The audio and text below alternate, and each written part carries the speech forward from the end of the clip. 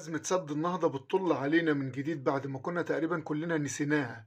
نسينا موضوع السد خالص من دماغنا بسبب المعجنة اللي احنا فيها، وده بسبب تصريحات الأخيرة لوزير الخارجية سامح شكري، اللي استخدم فيها عبارات من نوع إن مصر هتستخدم كل الوسائل المتاحة لإنهاء مشكلة سد النهضة، وإن كل الخيارات مطروحة.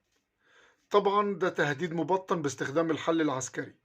وبعديها على طول اثيوبيا قلبت الدنيا وطلعت رفضت التهديدات دي المبطنة من وزير الخارجية المصري باستخدام القوى المسلحة في حل مسألة سد النهضة. اللي طبعا احنا اللي يهمنا احنا عايزين بقى نشوف اي خيار من الخيارات اللي احنا هنستخدمها دي يا باشا.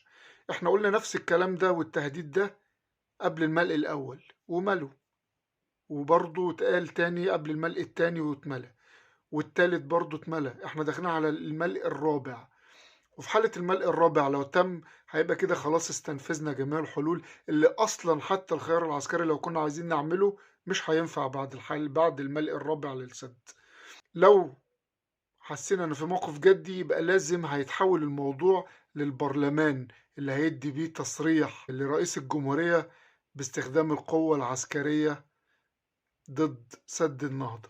هنشوف بقى الكلام ده هيحصل ولا برضه بلح، وبنطلع نسخن كده حبتين وبعد كده بنرجع تاني زي ما كنا ننام لحد ما يبقى السد هو واقع أثره مفروض.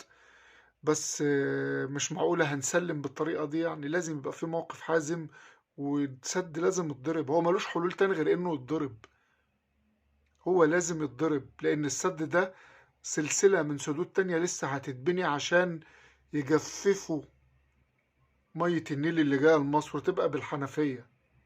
تسمعوا الكلام تاخدوا شوية، ما تسمعوش الكلام نقفل الحنفية.